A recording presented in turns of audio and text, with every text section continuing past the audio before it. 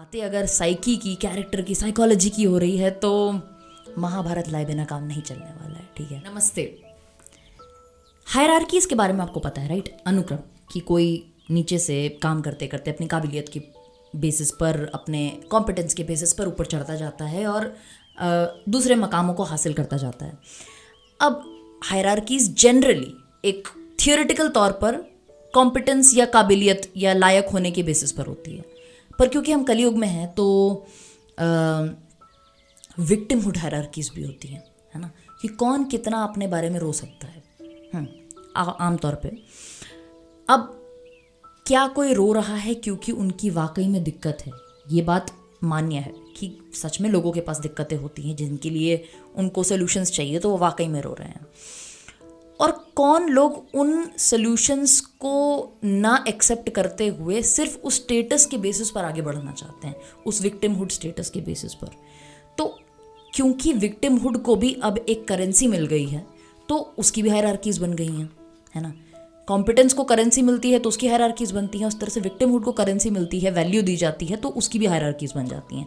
तो जो सबसे टॉप पर होता है उस हायरार्की के, उसका रोना गाना और हल्ला मचाना सबसे ज़्यादा देखा जाता है, और उस विक्टिमहुड हायरार्की के सबसे जो नीचे होगा उसका रोना गाना हल्ला मचाना नहीं देखा जाएगा।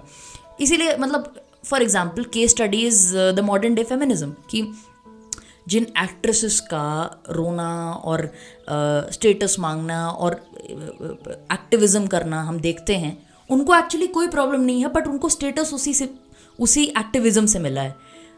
एक्चुअली में वो जिस इशू के बारे में बात कर रही हैं वो सच है, लेकिन जिन लोगों का वो इशू है उन लोगों को आवाज़ उठाने का मौका ही नहीं मिल रहा है क्योंकि वो उस विक्टिमहुड हायरार्की के बहुत नीचे हैं। बातें अगर साइकी की, कैरेक्टर की, साइकोलॉजी की हो रही है तो महाभारत लाए बिना काम नहीं चलने वाला है। ठीक है, अब इन आर्च टाइप्स को सीधे हम पकड़ करके महाभारत में जाकर के देखते हैं। महाभारत में देखते हैं कृष्ण और कर्ण का संवाद।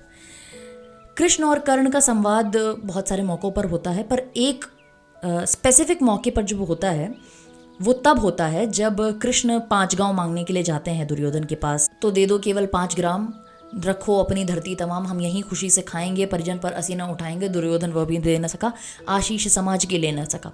तो जैसे कि होता है, दुर्योधन ने 5 ग्राम दिए नहीं, ऊपर से कृष्ण जो कि दूत बन के गए थे उनको उन पर हमला करने की कोशिश की। तब चेतावनी दे करके कृष्ण वापस निकलते हैं तो उनको रास्ते में कर्ण दिखते हैं, तो वो कर्ण को बोलते हैं कि तुम मेरे साथ रथ पर आओ, और वो उसको रिवील करते हैं कि देखो तुम एक्चुअली में सबसे ज्येष्ठ पांडव हो और तुम कुंती के पुत्र हो, तुम एक्चुअली राधेय नहीं, तुम कौंतेय हो, तो तुम मेरे साथ चलो और तुम अगर इस तरफ रहोगे तो तुम धर्म की तरफ रहोगे। कर्ण कहते हैं कृष्ण से कि आप मुझसे कैसी बात कर रहे हैं?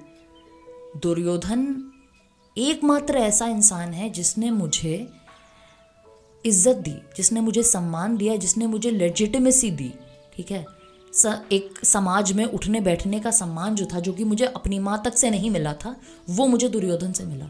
और अब आप बोल रहे हैं कि मैं उसका साथ छोड़ करके आपके साथ आ जाऊं, ऐसे साइड आ जाऊं जहां पर कुंती चाह भी रही है मैं आऊं, लेकिन पता नहीं वो मुझे अपना ज्येष्ठ पुत्र मान करके बुला रही है पांडवों की तरफ, या इसलिए बुला रही है क्योंकि उसको पता है कि अगर मैं उस तरफ नहीं होऊंगा तो उनके हारने की संभावनाएं हैं। तो मैं क्यों आऊँ? आप मुझसे क्यों पूछ रहे हैं?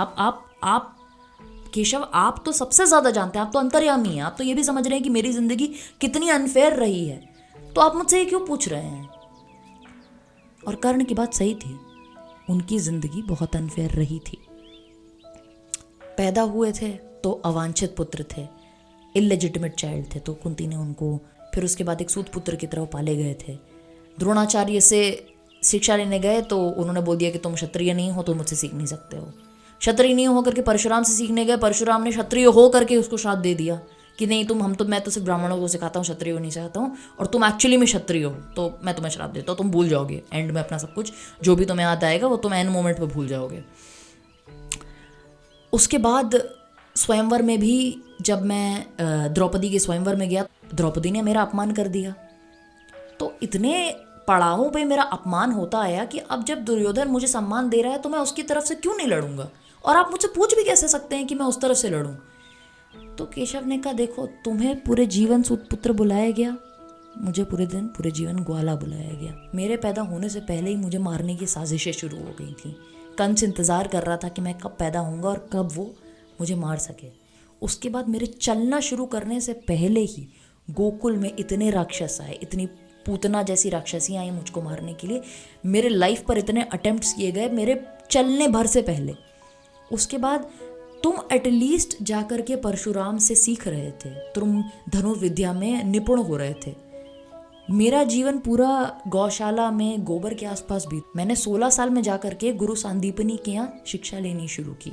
उसके बाद में लोगों ने मुझको रणछोड़ भी बोला क्योंकि मैं लड़ाई से निकल गया। अपनी पूरी कम्युनिटी को, अपने पूरे गांव वालों को मुझे यमुना से दूर शिफ्ट करना पड़ा क्योंकि जरासंध का साया था। तो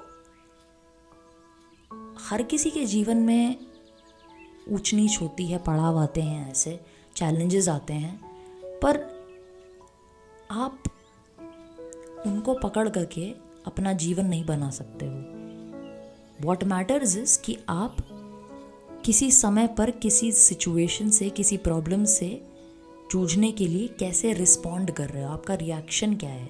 in fact reaction is the wrong word, response क्या है। रिएक्शन इम्प्लाइज कि तुमने इम्पल्सिव दिया कुछ रिएक्शन, पर रिस्पॉन्स मीन्स कि तुम सोचो कि क्या ये तुम्हारे साथ हो रहा है कुछ या तुम्हारे लिए हो रहा है कुछ।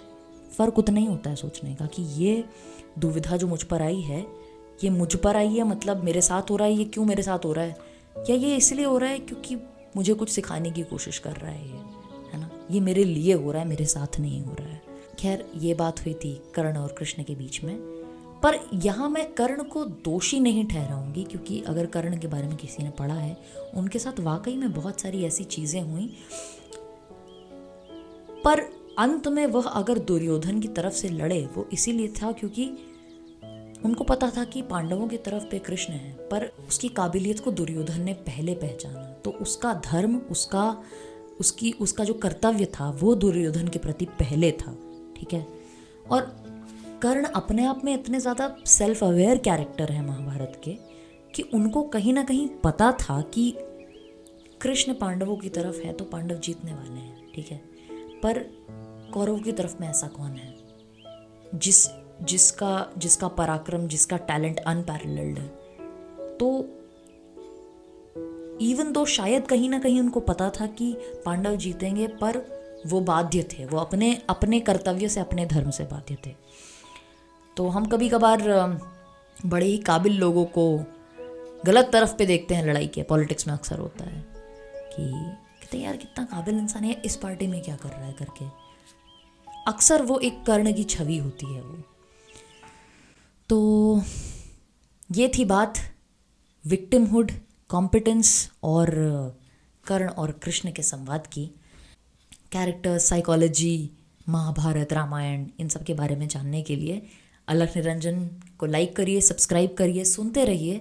और अगर आपको ये कैरेक्टर, साइकोलॉजी, इन आर्च टाइप्स पर डिस्कशन अच्छे लगते हैं तो मुझे भी सजेशन दीजिए कि मैं किन कैरेक्टर्स को उठाऊं और उन पर चर्चा करूं, ताकि मैं भी उनके बारे में सीख सकूं। नमस्ते।